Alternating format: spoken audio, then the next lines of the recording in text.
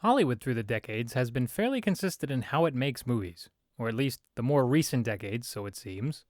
The usual complaint is that studios keep remaking films and rebooting franchises from the past.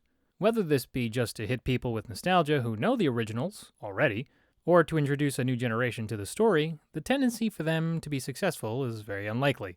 No matter the case, it happens all the time. Perhaps what's more disappointing is when the end result is middle of the road. If it's good, it's something people will talk about. If it's bad, it's possible even more people will talk about it. However, for this film, it's just average, which makes it forgettable at best. The plot is about an insecure man by the name of Elliot Richards, played by Brendan Fraser, who tries to be friendly, but only comes across awkward to his coworkers Dan, played by Orlando Jones, Bob, played by Paul Adelstein, Jerry, played by Toby Huss, and Carol, played by Miriam Shore. One night after running into them at the bar, Richards sees Allison, played by Frances O'Connor, a girl he is very interested in.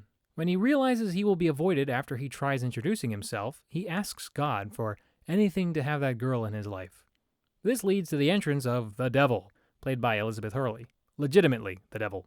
There, Richards is given the proposition to sell his soul to the Devil in exchange for 7 wishes of anything he desires. Of course, that may come with some strings attached, of which Richards may not be thinking of.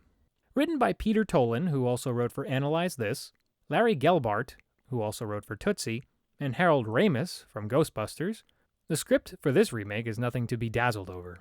See what I did there? The story itself is one that has been depicted before. The nerdy and ignored protagonist can't seem to cut a break, only to find something that sounds better than it really is. Audiences enjoy seeing the underdog being given a chance at redemption. Here, though, it seems all too easy to know the execution of the story. It's a story that tries to push boundaries by adding more sex appeal with the change of the Devil's gender, but all it does is come across half-invested. This is unfortunate, seeing that Ramis also directed this movie, not to mention that this film draws similar parallels to that of another one of Ramis's films from earlier, that being Groundhog Day. While Fraser's character doesn't fumble over the same day again and again, he instead makes several wishes, not realizing the impending side effects. This is majority of the comedic elements of the film. And while at times it produces a chuckle here and there, it is not that clever either. Sometimes the coincidences that occur throughout the story are truly just eye-rolling. As the old saying goes, what are the odds? Well, the odds are just about the same as Elliot Richards' colleagues also being by his side in every wish that he makes as well. What can be said is that the actors do try, with Fraser and Hurley doing their best with the material given.